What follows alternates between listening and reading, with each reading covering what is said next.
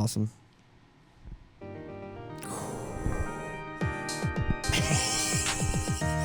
Yeah, it's been doing that since we moved in. That's why I take that's why I take that now. It's just the one light source in my bedroom, and it's kind of nice. Elle Pugh on the show. Elle Pugh on the show. Wow, dude, how are you? How are you feeling? I'm so good. Yeah. I'm like so much better than I was before. What do you mean? Before coming here or before in general? Before like this year started. Okay. You're having a good 2025. I'm having a great February of 2025. Okay, that's I awesome. guess the first month kind of sucked, but. Well, we're very happy to have you on the show, Elle. We're gonna. How long have you been in Los Angeles? Not super long. Not super correct? long. I moved out in September. Okay. So we're at let's do some math there. Almost 6 months. If my if I can count correctly. But that's awesome, dude. We're been meaning to get you on the show for a while, so we're happy to have you here. Have you been? How was your weekend? Was your weekend good? My weekend was great. I was gonna see The Brutalist, and then I slept in until 11:30, and I didn't see it. You missed The Brutalist. I can't do morning movies. I could only do it when they're long as hell. Like I need, because I was like, I can't go to The Brutalist at like 8 p.m. Yeah, I'll be asleep by the end of it. Drive home at the end of that. And it's like The Brutalist. I don't want to be one of those people that's like, don't make your movie over 3 hours. But like sometimes it does feel like they're getting a little disrespectful with the audience's time. I respect the intermission. I like. Yeah, you like that? I like that there's an intermission because I love to pee. I love to pee in the middle of I movies. hated Wicked because I didn't know when to pee. That was my next question. Wicked. Yeah, I think you could pretty much get up whenever and pee in Wicked. See, now I realize that. I think I did it during I'm Not That Girl, or the sad song that's like the sad song. Did you see Wicked, Marissa? Off camera. All right. Shout out. Well, the Oscars are coming up. I know you're Elle. We're gonna start from the beginning because I have a lot of questions to ask you. Oh, we got some quiet there. That's nice. Yeah. Would you bring your microphone a little closer to your face? Thank you. For sure. Oh yeah, it's kind of nice though, isn't it? Don't you like hearing your own voice? No. No, not at all. No, I like hearing my own voice, clearly, because I talk a lot. Yeah, and you agreed to come on a podcast. And I agreed to come on the podcast, but I don't like hearing my own laugh, so every time I laugh, I'm going to be... Yeah, no, that's valid, dude. I have like 3 different laughs, and they're all like the most obnoxious thing that's ever been heard. But you gotta just let it happen, you know? Yeah. I laugh a lot, so I have to get used to the sound of my own laughter. I'm the best person to bring to like a comedy show because I laugh at literally everything because I hate silence. Yes. And I want the comedian to like me. I want the comedian to like me. I gotta start bringing you to my fucking open mics. I'll go to the open mic. I'll laugh at everything. Just cracking up. That'd be awesome. Well, I did want to talk about the Oscars are approaching, so I thought we could get Oscar chat out of the way up top. Let's just get it out of the way because there's a lot of cinephiles that listen to this program. True. And would you consider yourself that? You're very active on Letterboxd. I'm a very active Letterboxder. Yeah. I like old movies. Okay, you like the classics. I like the classics. Okay. But I do watch new movies, just not The Brutalist, apparently. Well, I felt that 2024 was a bit of a down year. I think it was ass bad compared to last year. I think that's with a good label for Killers of the Flower Moon. Right. Oppenheimer, Poor Things. It was just like stacked on stacked. Anatomy of a Fall. So many good movies last year, and then this year I was like, I guess The Substance might win Best Picture. Yeah, and I like the Substance. It was good. Fine. It was good. But it's like that's Best Picture. Yeah, that was the best picture of the year. That was it. Did you see Nickel Boys? No, that's the other one I didn't see. And so those are the two that everyone says are the front runners. It's like I think Nickel Boys is probably the best movie. Dude, The Brutalist. I mean, The Brutalist is good, but I mean, it's mostly a guy making buildings for 3.5 hours. I don't think Wicked should have been nominated for Best Picture. I didn't see it. Don't think it should. You didn't even see it? No, I didn't see it. I just feel like it shouldn't. I really didn't. I love Wicked as an intellectual property. Right. But and you have to be a fan of IP in this city. I'm a huge fan of IP. They should make movies about pest dispensers. Dude. Okay, hold on. We'll talk after the show so nobody steals that Pez dispenser. Yeah, idea. wait, But sorry. think Actually, that's I not have bad. a spec script. It's out. I actually It's came out on the right now. pod to promote my Plug, Blacklist yeah. script We're trying to get it bought. about Pez. Yeah, we're gonna get it sold. No, wait. My mind is racing with Pez ideas. Let's table it. I like the Wicked back. IP. I think the movie Wicked didn't do anything to make the IP better. Yeah. And in fact made it worse in a lot of ways. Every song in Wicked is like, in the movie Wicked, is like 0.75 times speed. Like every song is like slower than the Broadway version. I think it would have killed me sitting in that theater. Yeah, it was tough. Honora? The performances are good. Honora, I hated Honora. I think we're gonna find a pattern that I didn't really like any movies that came out this year. Any particular? I really think that Honora, the character, is a girl that Sean Baker wants to date, and I think that's what's going on in Honora. Is like she's beautiful and she's like sexually adventurous, but she's like kind of too smart and too cool for you. And she doesn't take any shit. She doesn't take any shit, and like Igor is like the shitty rich guy that she's dating, and like I think that Sean Baker's self-insert is the other Russian guy. Yeah, or Vanya. And Igor is Sean Baker's self-insert, who's like, what if Honora existed and I was so nice to her and so open-hearted and then she fell in love with me? It's like, I just like saw right through it. And then the whole middle treated her well. What if I wasn't like other guys? What if I wasn't like other Russian thugs? Other goons. Henchmen. The whole middle third is like goofy Coney Island shenanigans. Yeah, that's fun. Didn't like Honora. Didn't like Wicked. The Substance, fine, not Best Picture worthy. What else we got? Best Picture noms, Marissa? Dune 2, which I feel like came out was nominated for Best Picture 400 years ago. That feels forever ago. But that may have been the best movie. I don't like Dune. But what? A Complete Unknown should not be the Best Picture. It wasn't. There's no. Typical biopic. Did you think Challengers was kind of snubbed a little bit? Yes, because Challengers was one of the few movies I liked this year. And I also like Queer, the other... Didn't see Queer, but I heard great things. Daniel Craig is I'm a big fan of him. Both great movies, and I feel Challengers snub was like really personal. Especially for like soundtrack and score, like, directing. Editing. Yeah. Performances. I mean, I actually think Zendaya was better in that than she was in Dune 2. 1000% agree with you on that. Yeah. We're gonna give Zendaya an Oscar. It should have been for Challengers. I guess she's not getting one for Dune 2 either. Never mind. Poor thing. She'll be okay, I think. Yeah, she'll bounce back. Did I see that she's engaged to Spider-Man? Good for her. Yeah, that is nice. I think it's really cool when a very talented woman has a boyfriend who worships her. Yeah, that's really nice. Isn't that what everybody wants in a way, you know? Yeah. That's fun. Yeah, and you can feel free to just absolutely shove her wherever you need to if she doesn't understand personal space very much. Yeah, there we go. Good girl, Charlie. Be comfortable now. Well, I think that's probably pretty good for Oscar talk. Bad movie. Hey, when's Knives Out 3 coming out, you know? Hello. That's what I want to see. I don't think I saw Knives Out 2. Well, we'll move on. I like the live studio audience. Yes, they're here, and they're always enthusiastic and engaged, which we appreciate. Well behaved. Elle, let's figure out how you ended up on this couch, huh? How does that sound? For real. I'd like to start at the beginning because you are from Michigan. No. Well, yes. It's a long story. No, okay. Well, let's tell me where. I'm not from Michigan. Okay. I was born in Wisconsin. Okay. And lived there for like 2 years, and I don't remember any of it. And then when I was like 2 years old, we moved to Illinois. Oh. And I lived in Illinois for 14 years. Oh, I did not know this. Yeah, so we lived in like Chicagoland. Like, okay, yeah. No one would ever actually call it Chicago. Right. That's but it's easy to pinpoint where it was right, from. Exactly. And so we lived in Chicagoland, and like I think my dad was like in the mob or something. Like, we moved like every 3 years, and I had to switch schools every 3 years. And it was just like, yeah, it's work. Yeah, it was work. He was a pastor, allegedly. I was his cover. That's good, man of the frock. Yeah. You don't suspect him of... No, when Breaking Bad came out, he was like, a really good TV show would be about a pastor who's like dealing drugs or in the mob or something. And I was like, yeah. And also, would you be in it? Like, would it be about your life? Would you be the main character in that? That'd be really cool. When was the first time you were like, maybe my dad's not just a pastor? Like literally when I was thinking about it this morning. When I was like thinking about the story of my life And I was like, I'm gonna have to explain to Hunter that we moved every 3 years, and then I'm like, why did we move so much?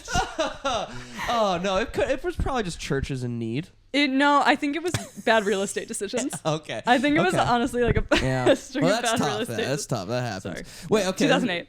Yeah, no, you don't have to apologize for that. That happens.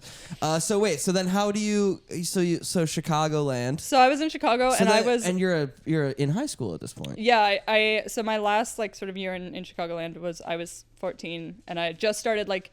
I had moved from a really, really tiny middle school with like 50 kids per class to like a huge high school with like 450 kids per class. So that was like crazy for me. You're right. And like 75% of the way through the year, my parents are like, let's move again. Let's move again to the middle of nowhere. Let's move to the middle of nowhere.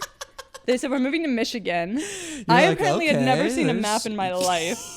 And I was like, what's this? What do you mean the Upper Peninsula? Yeah, you're like, well, I know the mitten. Like, I know. That's the identifiable part. Right. Everyone knows. And so we'll probably live somewhere where there's lots of people. Yeah. Because I'm like, I've heard of Detroit and like Ann Arbor, Grand Rapids. Yeah. But we're not going any of those places. No. We're going to the UP, which my grandparents were from there, so I had been there before, but like I didn't really know what it was. Like, I don't know.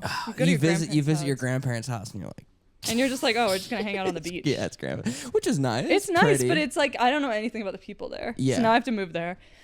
As a freshman, 14 years old, 75% of the way through the year. So like not even like they didn't even let me have a full year. Yeah. And they're like, let's move. My dad was like, I'm quitting being a pastor. I want to become a financial advisor because my grandpa was a financial advisor. So he's like, I'll take over his business. Yeah. And so we like when I was at this like really big high school, like everyone there was super into like theater and drama. It was weird. Like all the popular kids were like theater and drama people. Weird. That is weird. It was really weird. And I wanted to be, but I'm not very talented. No, come on. But I'm not. You can't act. Can't sing. Can't dance. Can't sing and can't dance. Can't sing. Can't dance. I bet you could act. I could. Yeah. Yeah. Like if I was forced to, like in a court of law, as a sentence, like I can take actions. I'm a good listener. Okay, but you didn't want to sing or dance, but so everyone was cool, but like I wanted to be in that like cool group, so I was like, I'm gonna try and be really good at singing and dancing and whatever, and then like 75% of the way through the year. Did you take lessons or you just tried it? Yeah, I took lessons. Okay, yeah. What, they weren't sticking? Or? I'm really not a good singer. I'm really like. Well, it's our first segment is karaoke. I am good at karaoke because here's my theory about karaoke. It's not about how good you can sing. It's about the performance you give. So I've watched a lot of like Drag Race. Like I know how to do like a lip sync performance, and I basically do that. Yeah, you can bring the energy, dude. Get the crowd singing If you can like get up there and do Believe by Cher and do like a great job performing it, who cares if you don't sing that? But if you go up there and you're like, I'm gonna sing Mariah Carey, and you like can't sing Mariah Carey, that's embarrassing. Yeah, it sucks, and nobody's happy to. And no one hear wants to watch that. Yeah, no, exactly. So I could do karaoke, but I could not sing my way out of a paper bag. So you're 14. Are you like writing? Like, what do you? So I wanted to be. This is weird. Political campaign manager. I wanted to work on political campaigns. You wanted to work in politics. This was very like. Yes. Obama era. Exactly. End of like, Obama era. Like, we're all hopeful for the future. Yes. Hillary's going to be our next president. Gay marriage was just legalized yesterday. Yeah. Hamilton is in theaters. You could go see it today. Hamilton's doing gangbusters. Hamilton's at the peak of popularity. I'm like, I want to work in politics. Yes, yeah. Trump gets elected. Yeah. Oh, I'm man. like, oh. I do not want to work in all politics. All of a sudden, I'm seeing how politics is maybe not so good. Wait, so, and is Trump elected when you're still at so he's elected in November, and I didn't move until March. So. Oh, man. Yeah. Okay. And it was just tumultuous. So then where at in the Upper Peninsula do you move? We moved to the middle of the Upper Peninsula. It's like here for the listeners, for the viewers. Awesome. It's awesome just because like I've driven through that like once, and it is like, and I come from a not big town in Michigan, and when you go to the UP, it's like you're like, wait, all of a sudden actually there's nothing here. Yeah, and nothing. Like there are population centers. Yeah, Marquette. Marquette is up here. Yeah, Mackinac, whatever. They're sort of triangulated around where I'm from. Yeah. You're out in the woods. We're out in the woods. That's the thing. When people complain about being from small towns and they're like, from like even in Illinois, like we lived in a small town. It's like, you live in a small town, but there's like big suburbs around you. It's like the closest you're in a neighborhood, whatever. Like it was literally like our town and then like 50 miles of Hiawatha National Forest. In the winter, you like have to like stock up on groceries because Yeah. you might not make it to a store. You might get 6 feet of snow Right. and not be able to leave. I had friends that lived on like farms out in the middle of Yeah. fucking nowhere Dude. that were lived an hour and a half away from our school. It's crazy. It's You have to crazy. wake up at 4 to get to class. Ugh. So we moved to the UP, and obviously it's like backcountry, middle of nowhere, and everyone's really conservative. And like, Because I thought you were a born and bred Youper. no, I'm fake a Youper. Because in college, I claimed to be a Youper all the time because it felt most resonant, and it was also like easier than explaining the whole story. Yeah. But like, when I'm in the UP, people don't consider me. No, they're like big city bitch. They can sense that you. They're you're like, a city girl. Yeah, you've like read a book before. Yeah. Right. You know This how is to gonna read. be so mean. I know. Don't worry, nobody in the UP has internet access to hear this episode of the show. No, but I'm just imagining the culture shock as that's one of the most vulnerable times of your entire life. You know, the freshman in high school. Yeah. To have that much of a switch. I mean, what was that? It was crazy because it's also like the school I went to was super liberal. Hamilton was everywhere. Yeah, sure. They're doing Hamilton Jr. for the spring cultural musical. swing of Hamilton was like huge. Actually, like so formative in my life. When you hear about like people who like went through like the swinging 60s and they were like, we were at Woodstock and we saw JFK get shot. Like that's how the Hamilton cultural swing happened to me. We were singing Aaron Burr, sir. Yeah. It's like, which side are you on, boy? That's really awesome. Bad. And then you get up to the UP where there's like Confederate flags for some reason. You're like, you guys know we're basically in Canada. Like, what is happening? Yeah. Wrong secession movement. Yeah, what's going on? Yeah. And so like, it's a much more stereotypical high school where like the jocks are popular and like the theater kids are lame. And I'm like, well, shoot, I just spent the last 6 months training to be in theater. I thought it was gonna make me friends. I thought I was gonna make me friends, and I show up, and like 2 weeks before, I remember 2 weeks before we moved, I dyed my hair black for some reason, and my mom was like so mad at me because she was like, "You're not gonna fit in," and she was like completely right. Like I don't want to be like, this is not shade to my mom. Oh my gosh, she was like that. She was like, miss-swing. You're gonna be goth at your new school, and I was like, no. She was like, "Oh, seriously? You think day one coming in as new goth girl is the play?" She was like, "I just want you to like know where you're going in life." Like, oh yeah, because she probably had a little bit more of a sense of what. Yeah. You were probably the only goth. You weren't even goth. I wasn't even goth. You just had black hair. There was a few like kids who were like alternative or whatever, really? but they were like totally like ostracized and like quote unquote weirdos. Yeah. They were very nice people. Yeah, they're fine. They're great people. Yeah. I'm sure they're having very productive lives, but probably doing better than the jocks. Okay, so how big is this new school? There's 50 kids in every grade, so it's tiny, and so it's like everybody. I know everybody, and everyone knows your business. Yes, which is like so freaky because I also lived in our new house was next door to the school. Wait, this is another messed up thing. We moved without having a house. This is like more of the mafia stuff that might be happening. But like we moved without having a house, and so we lived in my grandma's house, which my grandma's house was a 2-bedroom. Yeah. And so me and my brother slept siblings, in like the hallway. Like in sleeping bags? Yeah, no, there was a futon. There's a futon. Would you share it? 2 futons. No, thank God we didn't have to share because I would have died. Are you the older sister? Yeah, so it was me and my younger brother, and then my youngest brother got to sleep in the same room with mom and dad. Got to, like him shout out on an air mattress. That is nice. And it was nice. Like obviously it was a very generous thing for our grandparents. Well, it's better than being outside. Better than being outside in the middle of the winter. November, February, yeah. Oh my gosh. But yeah, it was crazy. So then our new house was like right next door to school. So like you would literally like walk to school every day and everyone would just see you. I was like, there's the new goth girl. There's the new goth girl who sings and dances. Not well. Terribly. But is there a theater department at yes. Okay. So when I start, there's this theater department and it's great and it's like surviving, and then like gradually in the next like 3 years, it would like get worse and worse. Not worse and worse. You like, ran it into the ground. I ran it into the ground. So like our directors kept quitting because they were just like random volunteers. They weren't like professionals. It was just like any old random person could say like, I want to be the drama director. And so our first lady was like, she was really old. Like we knew she was going to quit. And then the second lady, she was great, but she like wanted us to do really like, this sounds like weird. She was like, she was very theatrical, and she was from downstate, and so she had like a little bit of different perspective, and she wanted to have that like really cool drama program, but like we were not talented. It's not gonna happen here. Because when I showed up, people were like, "Oh my God, you're gonna run the drama program. You're like, so talented. You're so good at." And I was like, "Guys, like I hate to break it to you, I'm not like, but the emperor has no clothes." But does that kind of feel kind of cool though? It was super I imagine cool there's something because that's like, like, oh shit, I'm kind of hot shit now. After all the time of being like, I wanted to be good at this and I'm not, it was like all of a sudden I didn't change anything in my life except the people I was around, and now I'm great. I should have been surrounding myself with less talented people this whole time.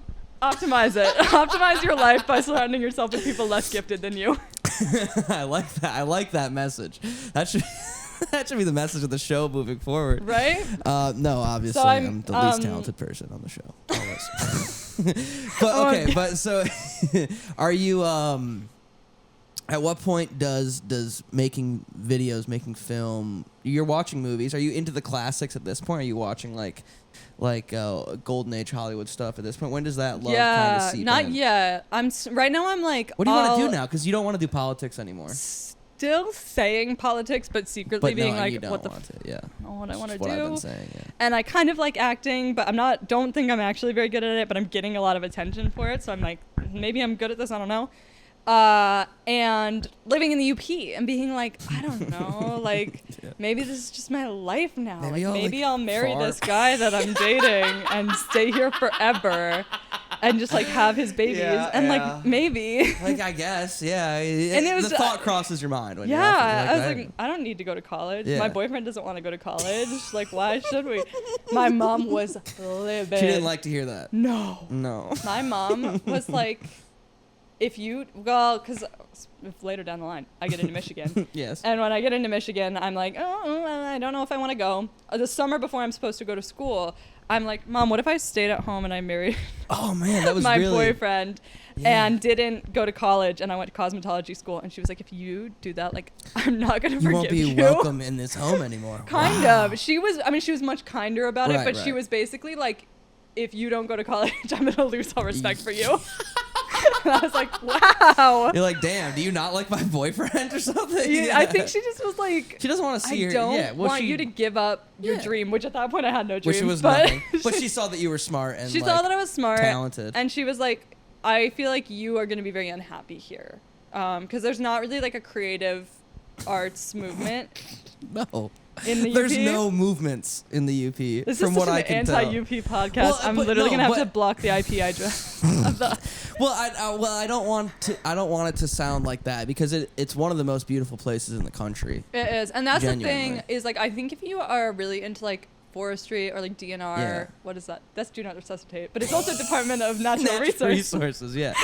Yeah. If you're like DNR, or like, there was a guy that I worked with who was like, his lifelong passion was like birds. Like, for him, I understand why living in the UP would be dope. Like, if you were into forestry, fisheries or whatever, and like, that's the place to be for it. Well, yeah, I was on the ski team in high school, and I had 4 or 5 pretty close friends that all went to Northern Michigan and Marquette. And if you are super outdoorsy, if you like to ski, like, I know some of them want to be ski instructors, and which was always my backup plan, because I knew I would not be able to marry rich if I don't have much to bring to the table. Hello. Me neither. So my backup plan was always to be a ski bum. Just like work the lift at a ski place and just fucking do that. No, and then it's a great place to do that, because it's like, yes. It's beautiful, cost of living's cheap, whatever. Yeah. Like, it makes sense. But I think my mom was like, well, you hate being outside and you love the internet. You love watching movies and being and on you the love internet. Watching movies and being like, everyone needs to be watching 12 Cary Grant movies a year. Right. And she's like, obviously, this like, isn't this the is place just not for the place you. for you.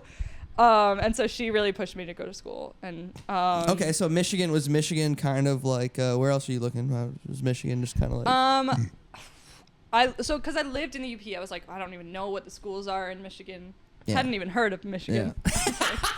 I'm kidding. My dad was a Michigan fan. Really? I heard of it. Cool. Yeah. But I was kind of like, my dad was a huge Michigan fan, so I was like, to me, that's not a real school. That's that's like going to like Steelers Academy. Yeah, right. That's like going to the Lions. Yeah, right.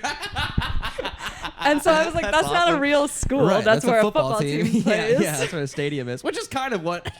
That's kind of what the whole school is. Which is what the school wants to be. Yeah, exactly. School is trying to get rid of academics. Just be a football team. Focus on football. Yeah.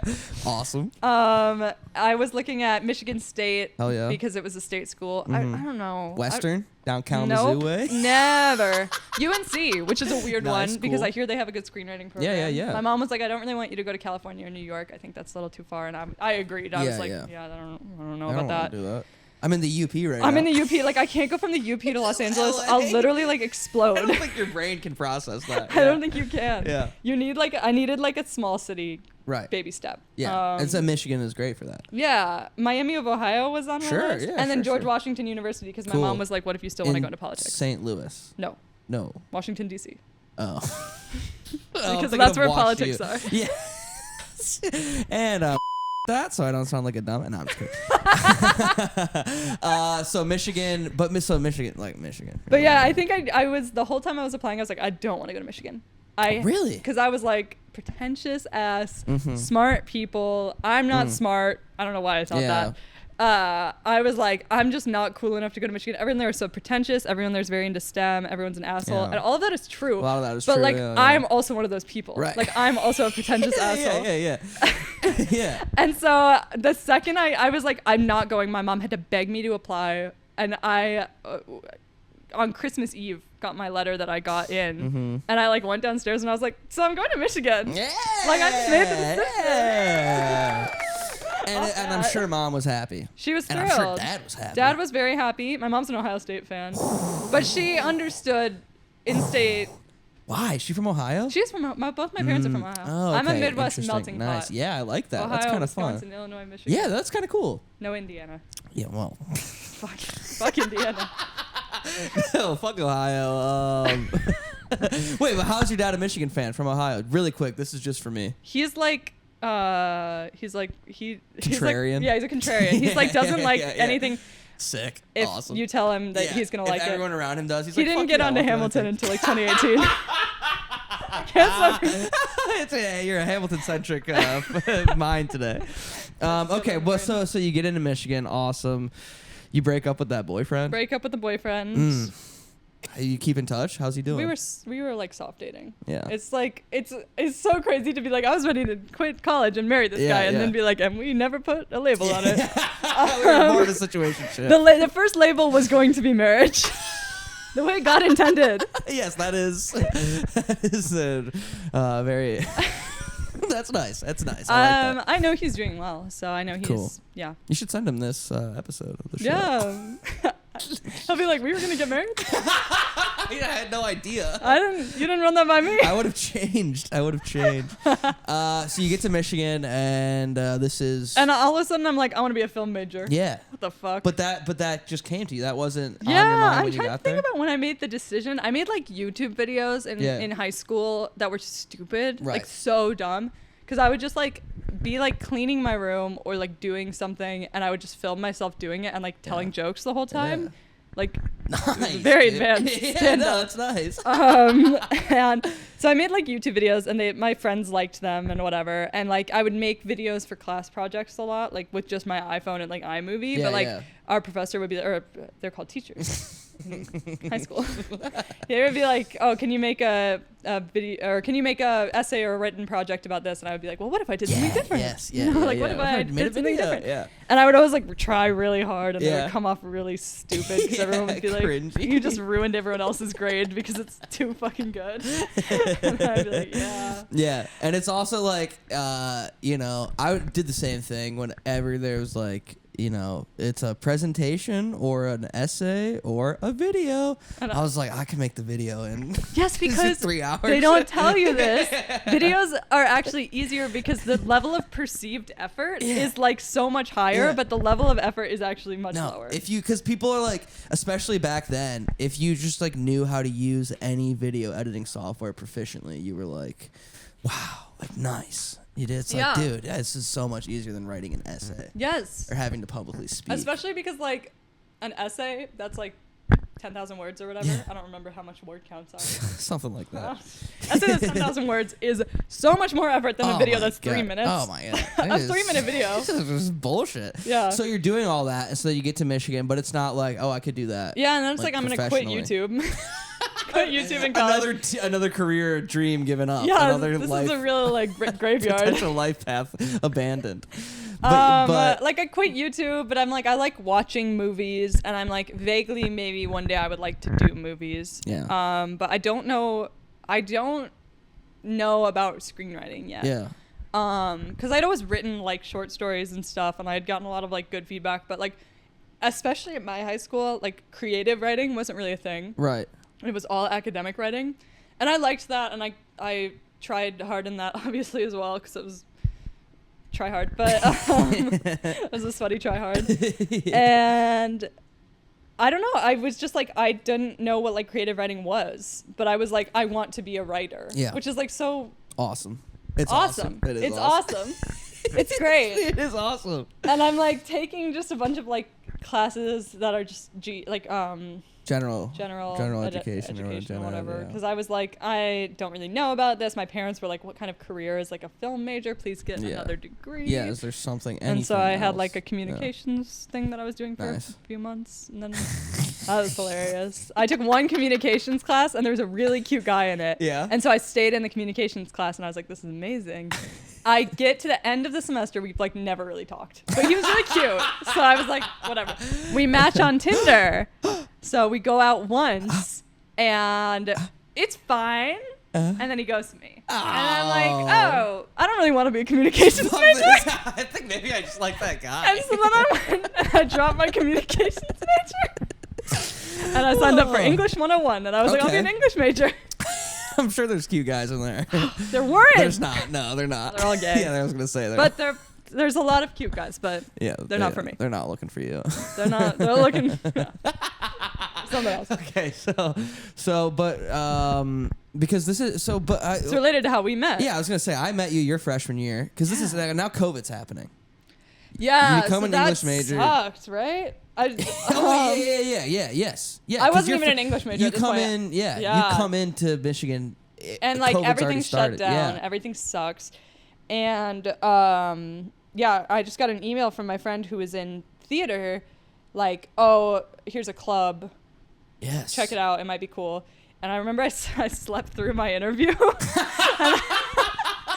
So it's like for the blank space writers room, which is like this club that we don't really know anything about when I get the email. Yeah. It was just like, hey, do you like TV writing? Join a club. And I was like, sure, I guess that's something I'm interested in pursuing. And I sleep through my interview just like I slept through The Brutalist. It's like really big, important life events. And then, but then I got a second interview. Yeah, and that was in the room with me, correct? Yes. Does that sound correct? Yeah.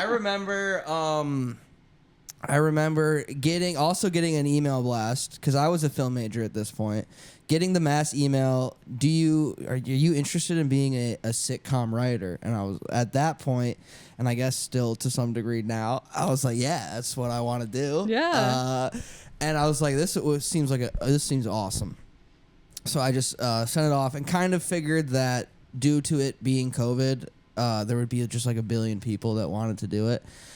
Which I think there were a lot of people that wanted to do it, especially that first year. I think people got cut. Yeah. So then it was there was that first panel interview on Zoom where it was Bridget Jean was conducting the interviews, and I remember it was me in there. I remember you in there. I would definitely think Zora Kwasnick was in our little group, and there was one other person who I can't remember. But I remember thinking that I bombed that interview. I remember just thinking I came in too hot. And like I was like, there's no way. They didn't think that I meshed with them. I didn't, and then there was like, we had to tell a story at the end. Do you remember that? Can I be honest with you? Yeah. I don't remember any of this. You don't remember anything? No, like, I'm like, did I black out? You may have been sleepy. You may have been very sleepy. I probably was sleeping. Just with my Zoom camera on. I told a story about like golfing with my dad and my grandpa and finished, and Bridget was like, that was nice. And I was like, oh, fuck. I just embarrassed myself in front of all of these girls. And they don't think I'm funny. And great. And then a couple weeks later, it was accepted. We got the call. We got accepted. Yeah, I don't remember my interview at all. I'm sure I came off like very try hard because I was like, I'm a freshman and I know everything about writing. It's like, no, you don't. Yeah. So I'm sure I came off like that, but I was the writer's assistant, so I was like a peg below everyone else. But also, that was pretty impressive as a freshman to make that. I remember thinking like, I wouldn't have been here as a I don't remember what freshman. my sample was. Yeah. I don't even know what I sent in. Oh So gosh, that's I don't crazy. remember what I sent in either. I'm sure it was. I'm sure mine was bad. I'm sure I would be sick to my stomach if I read it today. Yeah, but no, that club was so fun. But do you remember, this was crazy because it was in COVID, so there was like no other clubs. Yes. We would meet 4 times a week for hours. 3 to 4 hours. That's actually bananas. So when I tell people, because when I just skipping ahead, I ran that club in my 4th year, and I would like tell the freshmen, I would be like, the first year this happened, I had to dedicate 25 hours a week. And you, because it was a full-time job. Yeah, and it was like it was a lot for me, and like I have a tendency to sometimes be lazy, but Me too. But Blank Space was interesting because there was like, well, what else am I gonna do? Like I might as well do it. Like these people make me laugh. I enjoy. There were like no productions going on at the time. Yeah, it's like we might as well do it. But even that, it was exhausting and it was a lot. It showed you what it's like to be in a writer's room, which was cool. But what I was gonna say was that even like the experience for me and like especially like Justin and Lennon was who I talked to most in there, as you probably remember. But then you and Bridget worked outside of our meetings for longer. Yeah. Wow, we really did. Because you helped her do the finale. reshape the whole finale and the pilot, right? No, just the finale. I don't remember. Yeah. Okay. I think I blocked out a lot of this. But yeah, no, I remember helping with the finale a lot because I remember I had a joke that I really tried to get through, which was very stupid, which is like the whole episode was about the Emperor having a kidney stone. Yes. And I wanted to call the episode "The Emperor's Crown Jewel." Nice. I was like, that is good job. And nobody got it, and I was like, okay, should I kill myself? Like, be honest. Well, it was, and I think I look back on that experience very fondly, even when it was like draining and stuff at the time. Yeah, me too. But one of the things that I remember the most was, I wish, and I think Justin can probably attest to this. Hello, Justin. Justin Levine in the podcast in the Blank Space Writers Room. Blank Space Writers Room. Justin, was there ever any moments during Blank Space Writers Room when we were in it together where you felt like maybe nobody else fucked with you? Did you ever feel that way? Because I know, so the way it had, there was 8 people in the room. Yeah, name them all. You had Bridget Jean, you had Skylar Seibin, you had Alana Doctoroff, had... Is that not? Oh, fuck! Alana Pollard. Alana Doctoroff is a different person that I know. Alana Pollard. Dana Prangeli. Justin I would never forget. Justin Levine, Hunter Davidson, Lennon Izquierdo. Is that it? Elle Pugh. There we go. 7. I think there were only 7. Wow. If there's somebody that we forgot, like that's actually gonna be so bad. That'd be so fucked. I don't think there was. And then we split up into teams, and I think most people like wrote their own episode. But then me and Lennon wrote episodes together, so we would have these writing meetings where we would spend most of the time just being like, I don't think anybody likes us. But it did not stop us from being as annoying as we could possibly be. I remember thinking you guys were funny. Okay, so that's what I was fishing for. Thank you. And thank you, Justin. Have fun on your bike. Oh, he's checking his laundry. Thank you. I needed to hear that because I definitely.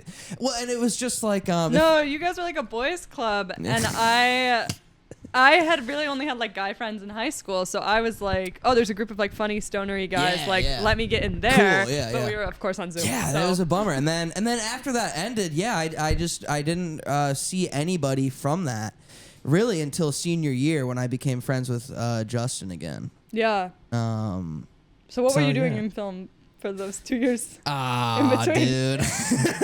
I was fucking around. Yeah. I don't know. I was just messing around. No, I get what you're saying, because I remember I met you and Justin my senior year, and I was like, I don't know if they even remember me. Like I was like, I didn't know if they remembered me because I was just like a freshman in that club and whatever. And no, it was very. I do remember running into you. It was my senior year, and it was very exciting. Because that was, we even though we didn't get to ever hang out in person then, it was, I think we all bonded. We spent so much time together. We spent so much time. Like, we got to know each other and, like, how each other thought. So it was very cool to do that. And I hope we can. The show was funny. Dude, we made some good stuff in there. It was really funny. I think back on it fondly. I wish we could have another pass at it, because we were so short on time despite meeting 20 times a week. Well, hey, maybe we get the gang back together. Maybe we dial up Bridget Jean and we get this fucking show on the road. But that club was great. I went in to do it for 3 more years. So and you ended up leading it at the end. What was that experience like? It was great. It was amazing. So you start as writer's assistant. And then I spent 2 years as in the room. Staff writer. 1 year. From our dear Marissa Dutton's show. Showrunner. And what was the name of that show? Hexed. Sorry, Marissa. She's on her phone. She's on her phone anyway. I'm just fucking with you. So you wrote for Hex and you wrote for 4 Robins? Yep, I wrote for Robins. Both of those were really cool. They were really like female dominated, which was amazing. Yeah. Because we got these guys out of there. Yeah, I remember I almost came back for Robins because I did think Dana had a really kick-ass script, and then I just remember thinking, I don't know if I'm going to enhance. I don't know if my voice is going to be great in this room. Yeah. So I excused myself. I recused myself to make way for voices that were more, And I think some men did stay in that room, and then there was a big struggle for them. And then I think Marissa's year. No men. No men. What? Who? Oh, Ben Wishney! Friend of the show. I forgot. Friend of the show, Ben Wishney. God, we gotta get him on. We're gonna get him on eventually. I forgot because he was on Zoom, so that's why when I'm picturing the room, I'm not picturing. Okay, so Ben Wishney was. Yes. So we did have.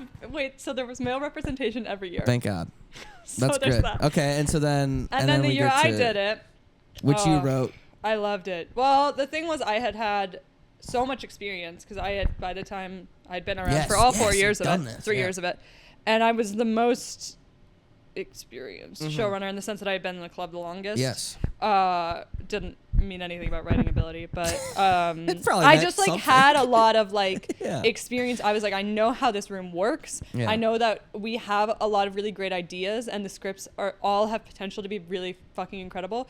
But the problem is that there is never enough time in the second semester. Yeah. Especially once you're back. We did it. It was 1 semester, which is crazy in retrospect. I think Marissa's year we bumped it to 2, and that was like such a huge. Yes. So much. Well, and then there's shit going on too. You know? And like when you're the showrunner, you're like, I'm graduating. Yeah. And me and like 6 other people are also graduating, and we're doing all this crap all the time because we have to like enjoy our last year or whatever, and we have to go to all these events and whatever, and meetings get pushed around, and it's just like. It's so hard to keep everyone on the same page, and it's so hard to, it's so hard to expect people to show up. It's so hard to get your hopes up for attendance. 1,000%. People do not come, and that's what Bridget had in her corner the year that she did it, is that we had nowhere else to be. You might as well show up. We had nowhere else to be. What the fuck else are you going to do? Yeah, and I would also think the thing that you, and this may not be correct at all, but I feel like being in the room for the 3 years before running it yourself, you would have a better sense of like knowing where people were at when they're in the room. Yeah. If that makes, like knowing when to really push through something or be like, all right, let's take a break. Like you could just reading the room, energies. And also like a big part of it is like picking the show, because there's so many great ideas for pilots, and there's so many great pilots. But that room is so hard to do, like an 8-episode miniseries, like, so what I'm like explaining it as is like, I think Writer's Room works best as a procedural show because then every person gets their own beginning, middle, and end of their story that they can wrap up quick. Like, and when it becomes like an 8-episode thing, and even my show was a little bit guilty of this too.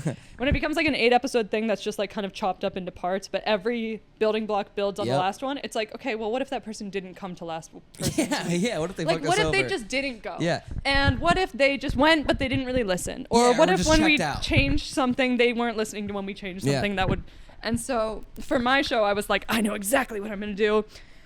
And I came up with Bloodletting, which is a vampire hunting procedural set in the 1970s. Western. Sick, yeah. Dude. Oh my God, genre bending. 6 different genres. I love it. So yeah, it's about a woman who's like wants to kill her husband, and she's like, I'm gonna lie to this guy who says he's a vampire hunter and be like, my husband's a vampire, go kill him. And he's actually not a vampire. Okay. Sick. But vampires are real.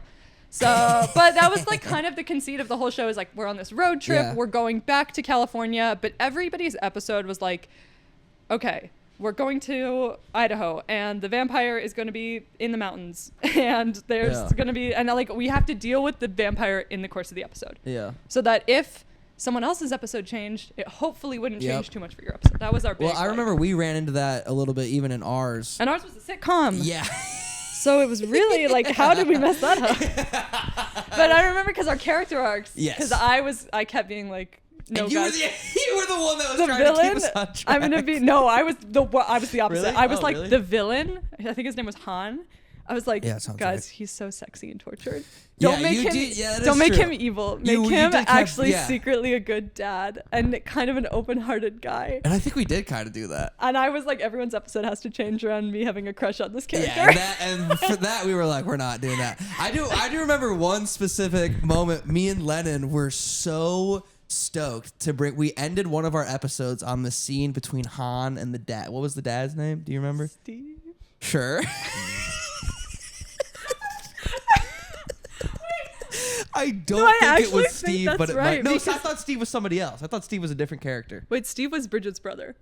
That's just a real guy that you know. There was a scene where the main antagonist, was Magdalena. There was Apollonia, was the older sister, and then Mediterranean. Paul was the little brother that was shit on. Yeah. And then there was wasn't Steve the rich guy with the vases? That was the emperor. But was his name Steve? I think he may have been Steve.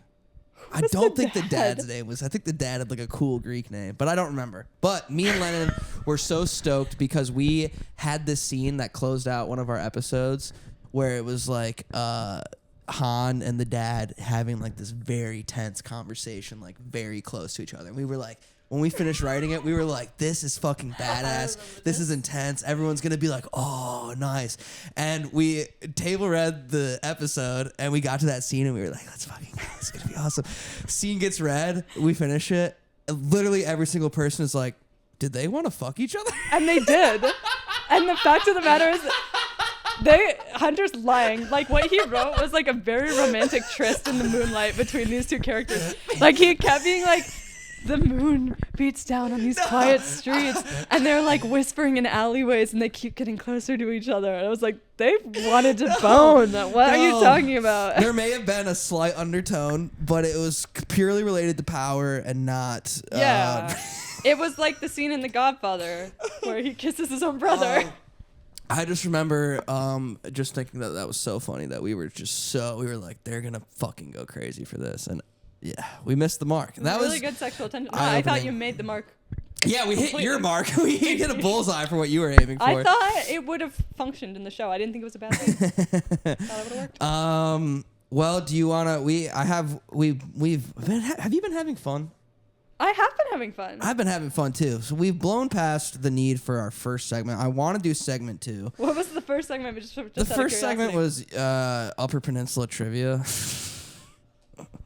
Did you know the guy who made Nanak of the North is from the UP, which is the first ever documentary in like the 1920s? Oh, I didn't know that. That's cool. Super racist. What is the name of the movie from 1991 that was partially filmed in Calumet, UP? You want options? Yeah, Children of the Night, Children of the Corn, Night of the Vampires, Interview with Vampire. Children of the Night. That's correct. Yes, that is correct. I knew it couldn't have been any of the movies that I'd heard of.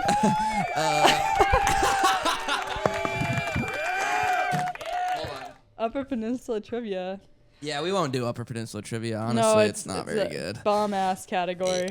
Well, and I don't know anything about it. Yeah, I was gonna say I'm actually a fake YouTuber. You know much less about it than I thought you were going to.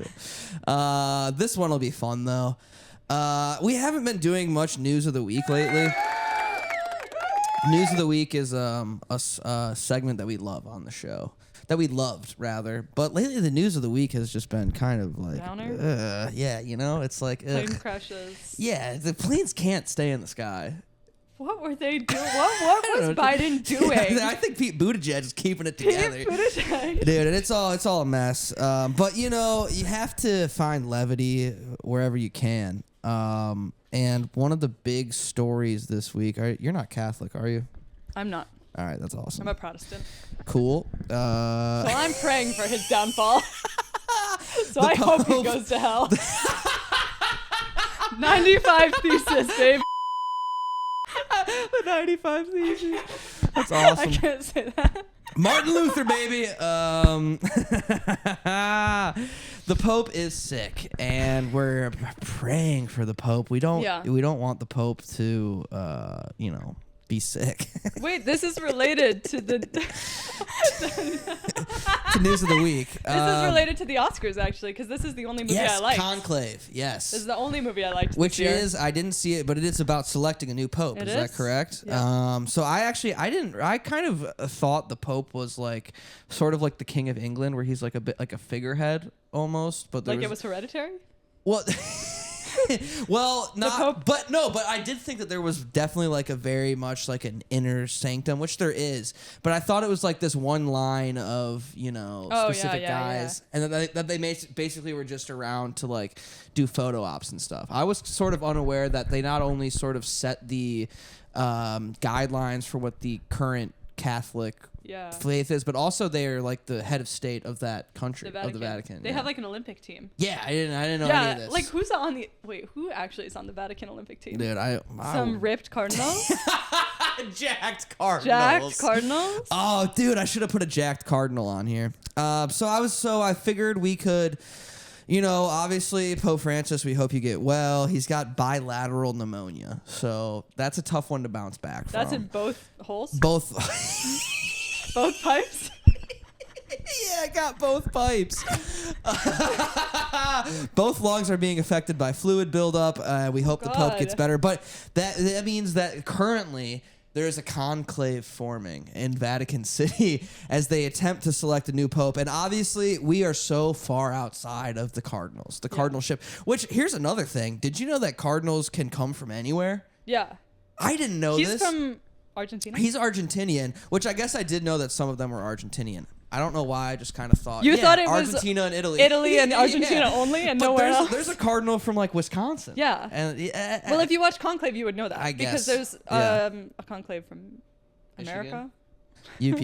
America. There's one called Elle Pugh, and she's in every scene. There's one from Mexico. There's one from Italy. There's all over the place. They come from everywhere. Is the point? So that got my wheels turning. I said, wait, whoa. Yeah, the colonial specter of Catholicism has gone everywhere. Yeah, I didn't even. It's a real testament to how much the Catholic world has colonized that a pope could come from anywhere. It's in a sense it's beautiful. In another sense, it's I guess not. Yeah. But I figured we could maybe go through and look at. I don't know if any of these guys would be a good new pope, but. I mean, frankly, we're living, to circle back to news of the week, we're living in a post-DEI world, which this show is not a fan of. We are very pro-DEI. And I feel like, there could be some new blood in the popeship. Yeah. I think that the Hunter Davidson Radio Hour, as the only surviving government branch that still has a DEI, because this is government funded. This is a publicly funded, yes, this is PBS. Program. Yeah. We are uniquely qualified to pick the new pope. Are you Catholic? We'll get to it. Okay. Number one, Matteo Zuppi. This guy seems to be, I'm not a betting man, but he appears to be the betting favorite to be the next pope. He is the Pope's favorite. He knows how to do Pope things. He's been being sent around the world on missions of the cardinalship. Okay, so he's like, he's been and and then because I was reading up on this fellow from Wisconsin, I believe his name is Raymond Burke, and this guy is not a good guy, in my opinion. I mean, he might be a pure man in terms of the Catholic sense, but he holds some beliefs that I think would not make for a good pope. I think Matteo seems cool. He's chill with the LGBTs. Yes, he's down. That's with yes. Okay, progress moving forward. I feel like what Francisco has set up is going to be continued. Yes. I'm happy for Matteo. If he wins, I'll be very thrilled. Yeah, but this guy from Wisconsin, I'm nervous about. Me too. I'm a little scared. He's an outsider, dude. I'm a little scared of that. But we think if the Cardinals, damn foreigners from Wisconsin are coming into ruin. Take out our goddamn jobs. If the conclave does go with someone that's currently a cardinal, which I think is what usually happens, I think Matteo Zuppi. I think his last name means soup. Zuppy. I think he'd be a good choice. We're the THDRH stamp of approval behind him. We promote Matteo Zuppy. I haven't read enough about it. I read one sentence. Uncritical support. I'm full-throated. All right, now let's move into, I guess, some more fun ones. I got the most disgusting water bottle to be on the pod. Yeah. With like a nipple on it. Oh, yeah. I don't like those. Suckling on that thing. I know, I don't like it. I should have brought a real one. All right, the next one, Mr. Bean. Mr. Bean Pope. Not Rowan Atkinson. If he did accept this nomination, he would have to be in character. Yes, exactly. Yeah. Now, he would be more of a comedy-focused pope, which we don't see very often. Usually the pope is very serious. I know, but like, it's time because we have a comedy-focused president. Yes, dude. Oh, Jesus Christ. God, that was a singer. No, it's just like we have. I don't know. I would. Yes. Oh, he'd be a great foil to Trump, though, wouldn't he? Yeah, and I think Hollywood takes Vatican City would be huge. I don't know if he's Hollywood. I guess he's like London. I guess he's London. But still, he would be fun. He would probably have some kind of funny fiasco. All the time. He could get into some funny. He could do physical comedy. Yeah, which the could be Pope cool. Mobile is ripe for dude, could a good bit of Mr. Bean physical comedy. Yes, dude. Oh my God. It's also like you could do like a cool like spy thing with that, like where they've like planted Mr. Bean in as like an ineffectual fake Pope, and then they're actually gonna do a bunch of shady shit under him. But like he's too smart, and he actually gets like Mr. Smith goes to Washington, but Mr. Bean goes to the Vatican. Mr. Smith goes to Washington. That's a good reference. I'm glad that you seem to be on board with Mr. Bean Pope. I like Mr. Bean. And I think just the name like Mr. Bean Pope would be just like a great film, Papa. Papa Bean. Popa Bean. Popa Bean. Marissa, thoughts on Mr. Bean Pope? Good. All right. Well, we'll move on. This next one I think you'll like. Kendrick Lamar Pope. Pope not like us. Kind of a thing. First black Pope, which would be cool. That would be kind of fun. There is a Filipino man in the, I almost said clergy, but cardinalship? Is that? There's a cardinal that also works. Could potentially be the first Asian Pope, which I was like, that's kind of cool. What about Kendrick? I don't know if he's Catholic, but I do think he could. He's a showman. He's a showman. We saw that. He's big in the zeitgeist right now. He's zeitgeisty. He could do some fun, catchy remixes, and the Catholic Church has a bit of a PR problem. Yeah. I don't know if you know about this. Have you read about this? They're doing what are cardinal? That's actually the biggest surprise of Conclave is that none of that happens. That's not mentioned at all. There's no child sex scandals. That is unbelievable. Conclave. Like not even a throwaway line. No. Like he's under investigation. But like no one actually is under. Like there's one sex scandal, but it's between an adult woman and an adult man. Which is like, can we be at least a little believable? So why even become a pope? What better way to counteract that than by making the Pope probably the biggest anti-pedophile in the world right now? Kind of a fun idea, right? Yeah. And I put at the end there, I think he could do well at it because I think he could do well at anything. I like how it seems like something he could actually excel at, as if Kendrick isn't excelling in other aspects of his life. And he needs something he might actually be good at. He needs to find his lane. Kendrick honestly. kind of sucks at music, at rapping, at showmanship, at being a celebrity, but I think popage is where... I think the popery.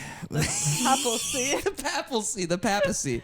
Man, they got silly words over there. But that's just kind of a fun one. You know, something to think about. This next one, I think you guys will like. Larry David, Jewish Pope, right?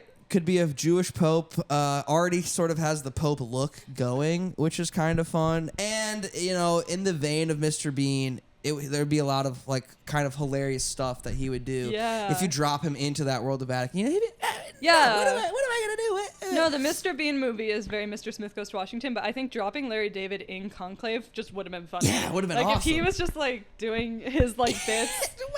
Come on, what are we doing? And so this is actually this last thing. This is me pitching sort of an idea to Larry if he were the Pope, because one time we went to my cousin's confirmation. I was probably 11 at the time, and they were passing around I'm from a Jewish family. We don't go to Christian church very often. They were coming around I can't be on the podcast. Yeah, you might want to leave. It's a Jewish podcast. A Jewish publicly funded. I gotta go. They were passing around the first communion, and at our synagogue, there's a lot of refreshments because the Jews get very, I'm hungry. You know, it's like, okay, whatever. I feel like that's a religion I could get on board with. Yeah, it's nice. I wasn't into Judaism until I heard about the snacks. So there's donut holes. Yeah, it's nice. So they start bringing around the first communion crackers and the wine, and my dad assumed that it was the refreshments, so he just started eating. A bunch of crackers. Whoa, it was one of the funniest things ever. 4% the body of Christ. Yeah, now. I know. We said, Dad, you're looking very Jesus-like right now. But I thought that could be like a funny thing for Larry. Larry David gets hungry. Like one of those, like those Catholic masses go for hours and hours. And they're not in English. No, they're in Latin. So he would be like, he'd probably get like frustrated, and maybe he could eat all the communion crackers. Oh, that'd be a good one. It's kind of funny, right? Yeah. Most of this episode is me seeking validation from Elle. All right, this last one, I don't know if you guys are going to like this last one, but I was thinking maybe. Oh, interesting. Potentially, I would try my best, obviously, as I do with everything. I think also first Jewish Pope, it could be whether you go me or Larry David, it would be a groundbreaking thing. And then the rest of this is just kind of my resume. Excellent leadership qualities, communication skills. Motivated problem solver. Yeah. So would you be the Pope, or would you sort of be the figurehead Pope and Marissa would be running the show? What first female Pope through Marissa Dutton? Cutting that. Absolutely cutting that. So that's kind of, I didn't include any women. Is a woman allowed to be Pope? Jews aren't allowed to be Pope. No offense. What did you say?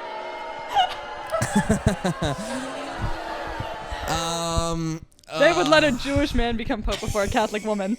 I think you might be right. That's a pot of corn. God, let me get this off the fucking screen.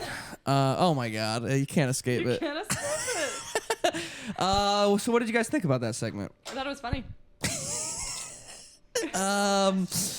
Let's talk about Nerd Association, Elle. How does that sound? I watched it. Did you really? I watched it this morning, and I got a kick out of it. I did. You. I enjoyed it.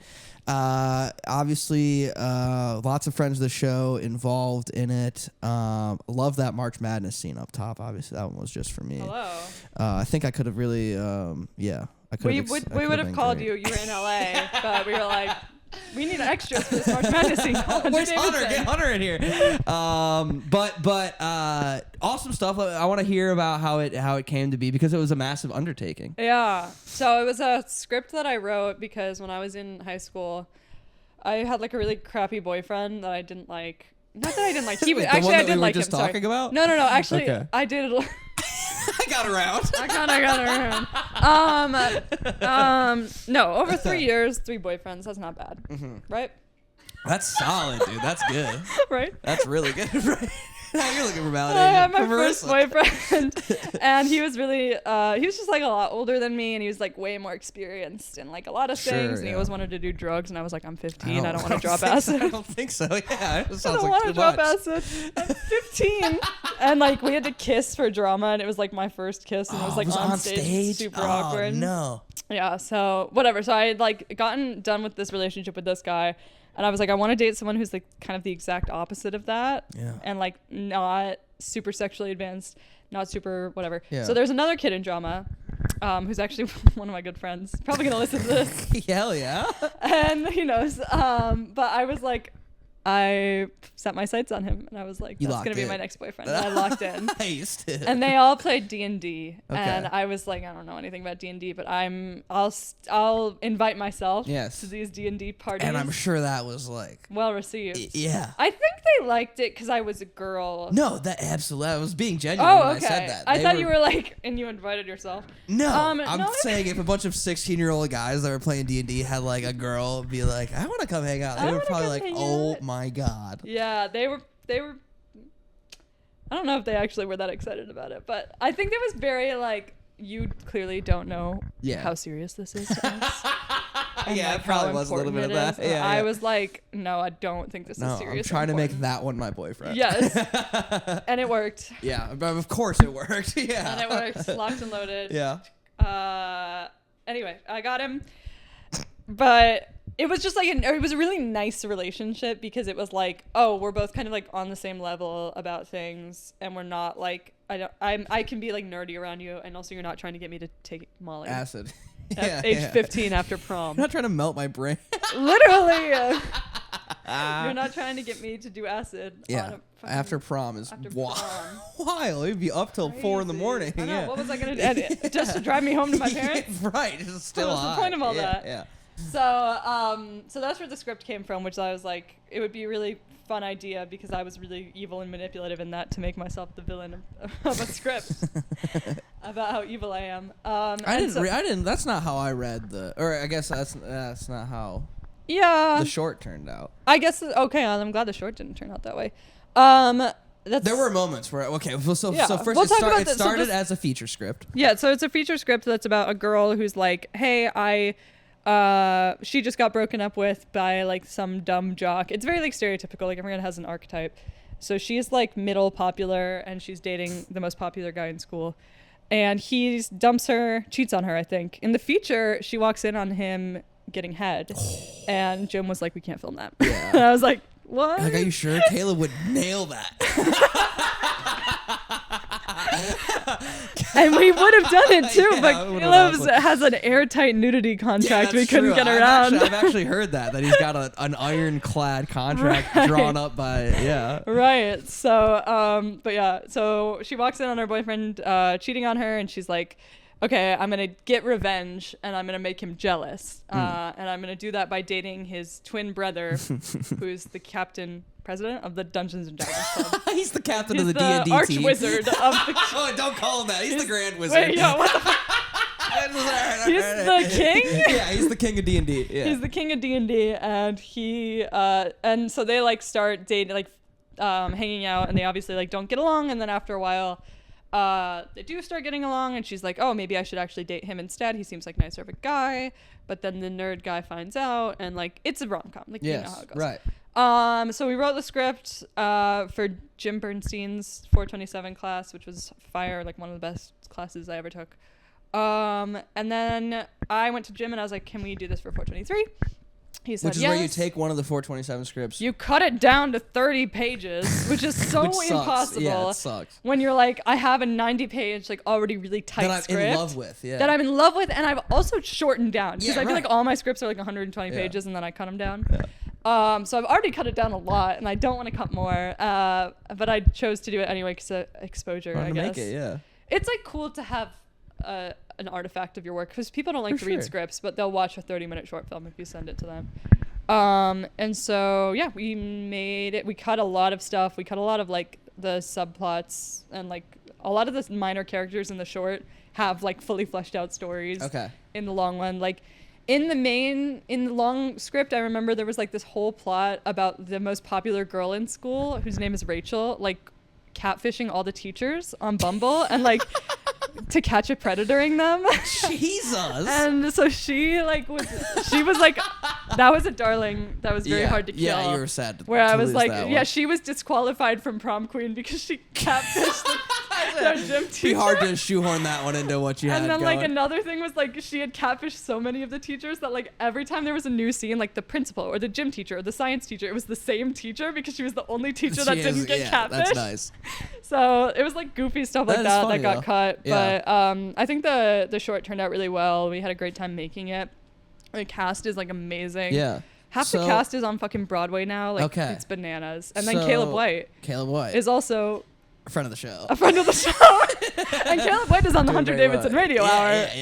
Yeah. We're gonna be getting royalty kickbacks from any of his future projects. I wanted to. So Molly Seznek. Is that Seznek played the lead. Yeah. Mm-hmm. And incredible. She's so good. And who was Faye? Logan Graysod, who is on touring something. So on a national tour of something. She was SMTD actor. She was SMTD. She was MT, musical theater. Okay. So was Luke, who played Graham, and so was Mikey, who played Abel. So those three of them were all MTs. Yeah. Not Dana. Dana was our art director. Yeah. Who am I thinking of? Molly was Inner Arts, which is like SMTD plus FTVM or something. Sure. I don't know. Whatever. Oh, it's like SMTD plus stamps. I don't know. I'd never heard of it before I met her. Okay, so Nicole Forrester, who plays the mom. Yeah, she's in Batman versus Superman. Yeah, and I worked on a film called That's Funny, which was made by a guy who's out here now that's from Flint. He made the whole feature himself and shot it in Michigan. And she's like the female lead in that. So the first, she's in like one of the first scenes. Yeah. And I'm like, what the fuck? Is she a student? Like, how do I know her? No, Jim and then hooked us up. Yeah, I was gonna ask how she came to be on set. So funny because Jim came to us and he was like, "Don't worry about casting for Michelle." That's the mom's name, Michelle. Yeah. Don't worry about casting for Michelle. She's locked and loaded. It's all good. And we were like, "Oh, you must have like a friend that you're willing to loan us or whatever." Not like that. Wait, not like that. Cut that. So Jim came to us and he was like, "I have a Michelle for you perfectly." We thought it was like a friend that he had asked for a favor for whatever. And so we were like, "Thank you so much. Like, this is so nice." But we assumed that they had like gone way back. Right. We talked to Nicole on set and we were like, "So how do you know Jim?" And she was like, "Oh, I just met him the other day." So what? She loved the script? She was like, "I just met him," and he was like, "Hey, I have a script that you should look at." Huh. Cool, I was like, so Jim's That's like awesome. Yeah. shopping around my script. Let's go. Good for him. That's so, awesome. I don't know. That was really nice of him to do that. And yeah, but she's great. She was fantastic. Yeah. Because she was like so good immediately. Right. Like That must have obviously been all fun, the actors right? are, but like No, but she's such a professional Yeah. that like when she shows up on set, she's like ready and locked and loaded. And Which is awesome. Yeah. she was so fun to work with, and she was very like, we were all very professional. We were just like called her Miss Forrester and like Nice, cute. brought her snacks. Aw, kept her in dude. her green room. But it was really nice. Yeah, but she has a dope. crazy rider though, doesn't she? She needs like fucking sparkling. Yeah, but so do I. champagne. So it was easy. I said they had to They're have two already green going out rooms to get- yeah, they're set already up going to for get me that and shit her anyways. separately. Well, that's awesome, man. Yeah, Are it was so you? cool. Do you? It won awards, did it not? It's It award-winning won, film. yeah. So Ella Mackenzie, who directed it, Yes. won like the DGA Short Film Student Film Award, Okay. or something. So that was fire. That feels good. And then I won 2 awards for the long script, which is how I could afford to come to LA because I got like 5,000 big ones. And so now you're here. And you're in the industry. I wish we could have gotten you on a few weeks before so I could claim credit for another job created in entertainment. Right, because I just started at Verve Talent Agency. Congratulations. So that has been huge. Yeah. That's what I was talking about earlier when Yeah. I was like, the last couple of weeks have actually been great because I love my new job. It's just so fun to be like in the industry and not at Erewhon anymore. It's time to get out of I Erewhon. worked at Erewhon for 6 months. Just cognitive dissonance just being in there every day for months. It was like actually, I think, the worst experience of my life. It's just like not which, like, a I've real worked place. a lot of bad jobs, and like I've worked a lot of minimum wage jobs, and that was like worse than any of them. Yeah, because there's just you're completely disconnected from like real world. People, I feel like real people, like reality, and like you go in and it's just loud, and everyone's yelling, and like I have to go stand on your feet for 8 hours a day, and you just like get no break from like the constant onslaught of people, and it's just like a nightmare. Yeah, well, I'm glad you're out. I'm so glad glad you're having fun. I survived. Yeah, you're a survivor. That's nice. I really do feel like a survivor. And it's good to see you. Let's hang out, dude. Let's fucking hang out. For sure. We'll do some fun shit. We're gonna try to get Ella on as well. Hear her side of the story. Yeah, she would tell the dirty, love to be on the dirty pod. deets that you don't want to tell. She's gonna say Elle did nothing.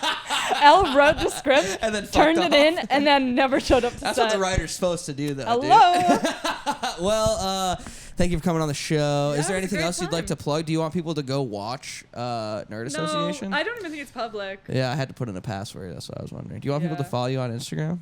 Yeah, follow me on Instagram. Elle Pugh with 2 H's. ELLEPUGHH. Wow, that's nice. Guys, we love you very much. Thank you for watching the show, and we'll see you soon.